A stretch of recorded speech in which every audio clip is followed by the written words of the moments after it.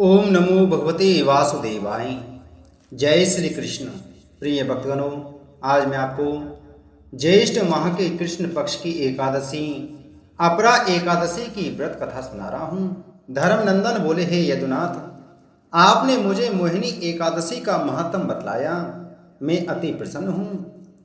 अब आप मुझे ज्येष्ठ माह के कृष्ण पक्ष की एकादशी का नाम और उसको संपन्न करने की रीति विस्तार से बतलाइए। यदुनाथ ने कहा, हे धर्मनंदन, ज्येष्ठ माह की इस एकादशी को अपरा एकादशी कहते हैं। इस एकादशी के पुण्य प्रभाव से विशाल धन मिलता है। वह पुण्यदायिनी और पाप हरणी है। इस एकादशी का उपवास करने वालों को इसी लोक में अपार धन व प्रसिद्धि की प्राप्ति होती है। अपरा एकादशी उपवास के पुण्य प्रभाव से प्रेत योनि, ब्रह्म हत्या तथा पर निंदा के दोष भी समाप्त हो जाते हैं। पर नारी सहवास के दोष से भी मुक्ति मिल जाती है। असत्य गवाही, झूठा भाषण, वेद शास्त्र का गलत पठन, मिथ्या शास्त्र बनाना या गलत ज्योतिषी लगाने से होने वाले पाप भी समाप्त हो जाते हैं। युद्ध क्षेत्र से भागे हुए क्षत्रिय भी इस एकादशी के पुण्य प्रभाव से नरक पाने के स्थान पर स्वर्गलोक को जाते हैं। गुरु से विद्या ग्रहण करके भी उसकी निंदा करने वाले जो नरकगामी होते हैं, वे भी इस एकादशी उपवास के कारण स्वर्गलोक प्राप्त कर लेते हैं। देश के तीनों पुष्कर तीर्थों में या कार्तिक माह में गंगा स्नान करने से अथवा गंगा तट पर पितरों हेतु पिंडदान करने से जो पुण्य मिलता है, वही फल अपरा एकादशी उपवास के पुण्य से प्राप्त होता है।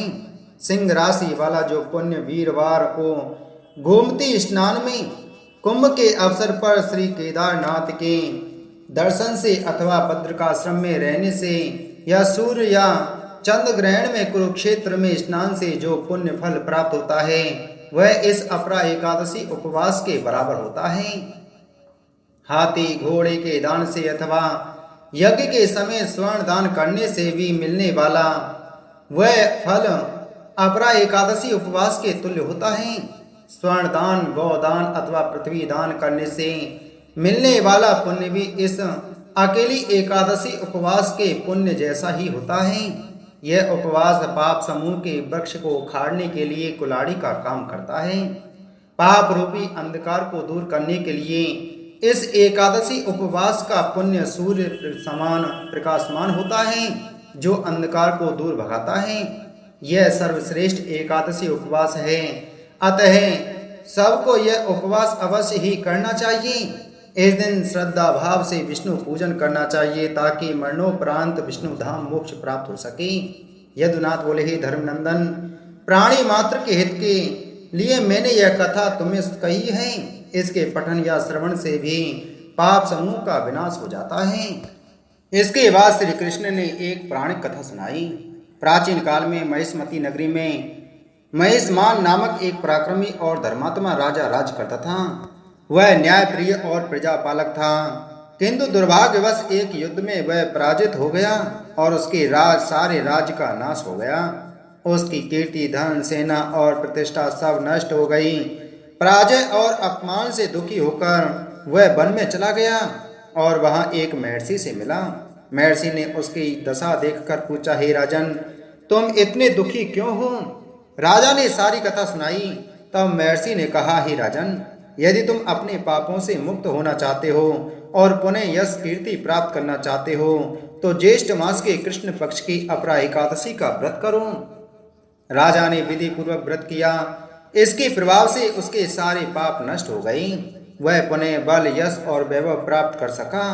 भगवान श्री कृष्ण ने आगे कहा, हे युधिष्ठिर, इस एकादशी व्रत को करने से मनुष्य को अनेक पुण्य प्राप्त होते हैं। यह व्रत कुरुक्षेत्र में स्नान करने, गंगा में तीर्थ करने, काशी में वास करने, गौदान, स्वर्णदान और अन्नदान के समान फल प्रदान करता है। जो व्यक्ति इस व्रत को श्रद्धा पूर्वक करता है, वह निश्चय ही समस्त पापों से मुक्त होकर विष्णु लोक को प्राप्त करता है। अपरा एकादशी का व्रत हर उस व्यक्ति को करना चाहिए जो जीवन में पापों से छुटकारा पाना चाहता है और मोक्ष की ओर अग्रसर होना चाहता है।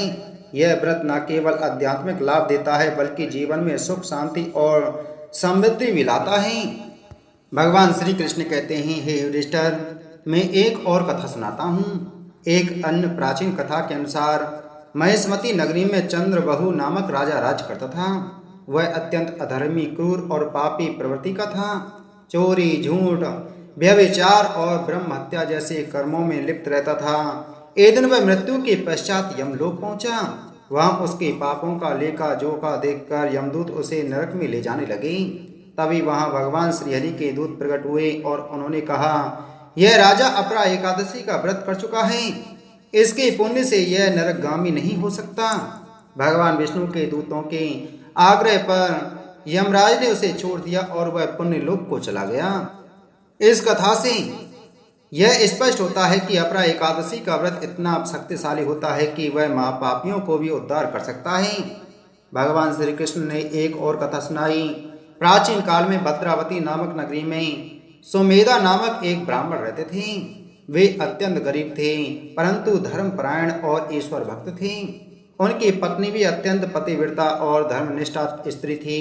वह कभी अपनी दरिद्रता से दुखी नहीं होती थी, बल्कि सदैव अपने पति को धर्म, कर्म और ईश्वर भक्ति के लिए प्रेरित करती रहती थी।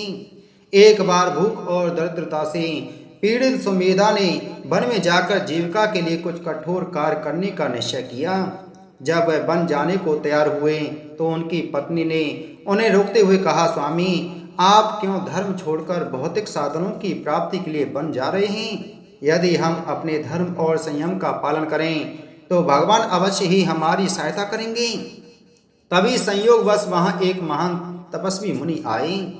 वे सुमेधा की धर्म पत्नी की बातों से प्रसन्न हुए और उन्होंने कहा, हे ब्राह्मण, तुम ज्येष्ठ मास के कृष्ण पक्ष की अपरा एकादशी का व्रत करो। यह व्रत तुम्हारी दरिद्रता, पाप और कष्टों का नाश करेगा।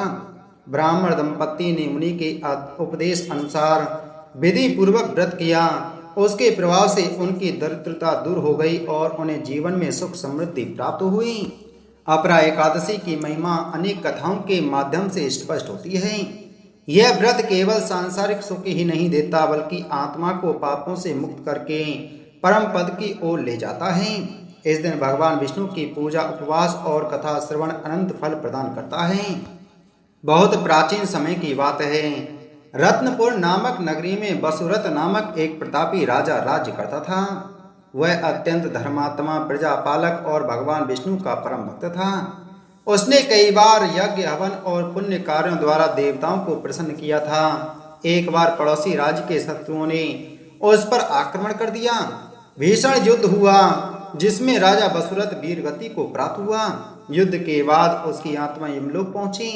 यमदूतों ने उसके पापों का उल्लेख करते हुए उसे नरक में ले जाना चाहा।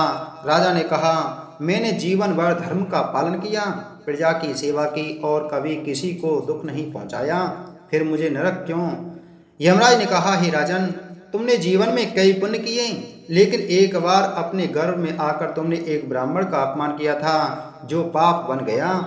राजा वसुरथ अत्यंत व्याकुल हो गया और भगवान विष्णु की शरण में प्रार्थना करने लगा। उसी समय भगवान विष्णु के दूत प्रकट हुए और उन्होंने कहा, हे यमराज, यह राजा अपरा एकादशी का व्रत कर चुका है। इसके पुण्य से यह किसी भी नरक में नहीं जा सकता। यह विष्णु लोक का अधिकारी है। यमराज ने हाथ जोड़कर भगवान विष्णु के नियमों का पालन करते हुए राजा को मुक्त कर दिया और विष्णु दूत उसे विमान में बैठाकर वैकुंठ में ले गए। इस कथा से यह शिक्षा होती है कि अपरा एकादशी का व्रत इतना शक्तिशाली होता है कि वह अनजाने में हुए पापों को भी क्षमा करवा देता है। यहाँ तक कि यदि मनुष्य जीवन भर धर्म करता है पर एक भूलवश कोई दोष लग जाए तो अपरा एकादशी का पुण्य उसे उबार सकता है। इसी प्रकार सभी भक्तों को अपरा एकादशी का व्रत जरूर करना चाहिए। बोलो एकादशी महात्म की जय। बोलो विष्णु भगवान की जय।